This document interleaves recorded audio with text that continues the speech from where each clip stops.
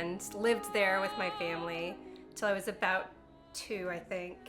And then we moved up to New Hampshire, rural New Hampshire, very close to the Old Man of the Mountain and Mount Washington. It's a beautiful, picturesque kind of place to grow up. My dad is from Havana, Cuba. My name is Domingo Lamadriz. I was born in 1959 in Havana, Cuba. My father was also Domingo Lamadriz, and my mother was Patria Nicolasa Lamadriz Quirantes. And they were born in 1916 and 1923. They were born in Cuba, and they married in 1958, I believe, and my mother had me during the Cuban Revolution and the invasion of the communists into Havana. When that happened, my father was a labor union leader for the bankers union. My mother was a nurse. They had been working, of course, very closely with the previous administration, which led to her ability to be able to leave the country a couple of years after I was born. We were brand new to the United States, and we tried to assimilate into the culture. I did very easily because I was young, and I went to school, and there was the television at that time, which made a big influence on me, so learning English. My father, not so much. My mother, not so much.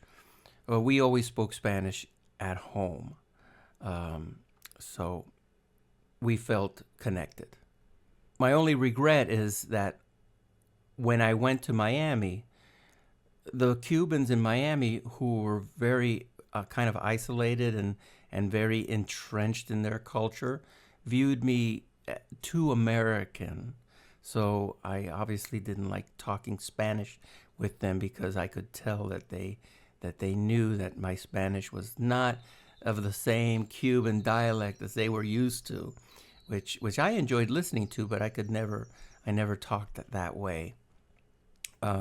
So I was too Cuban for the Americans, and I was too American for the Cubans.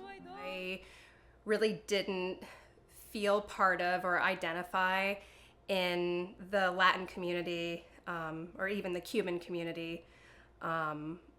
And it really wasn't until I was going to school and I was in a city that I started to meet children of parents who had emigrated from a different country and were that second generation, and realized that I was part of that community, but not growing up feeling really saturated in that community meant that I had a different perspective and really needed to learn more. I mean, I grew up with my dad playing Cuban music. Like, we would always play the Buena Vista Social Club, like Friday nights, and have Cuban meals and things like that. But we really didn't speak in Spanish regularly.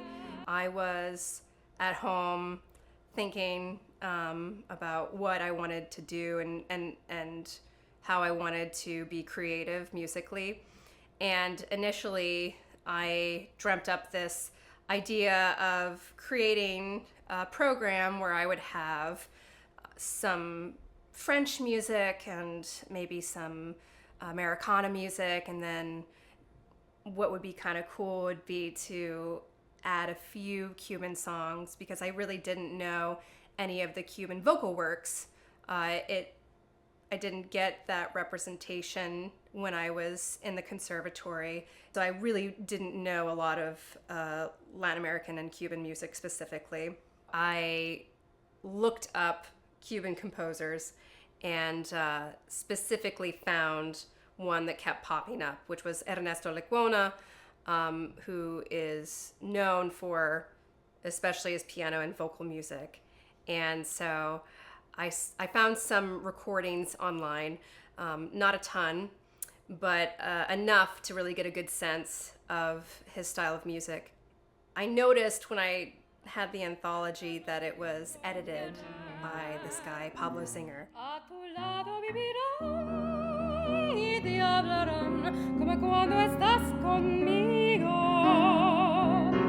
Y hasta creerás que te dirán te quiero. Pero si un atardecer ordeñas de mi amor. My name is Pablo Zinger, and I am a Uruguayan-born pianist, conductor, arranger, occasional writer, etc. Teacher. Isabella, who is part Cuban, has been working on getting musically in touch with her Cuban heritage, and she has been very consistent, hardworking on that. He has such a collection of so much music and such a knowledge of all of this music. It's incredible. And we've been working together and piecing all of these different types of music that span so many genres. And that's when I realized I wanted this to be a much bigger project than just a few songs on a recital.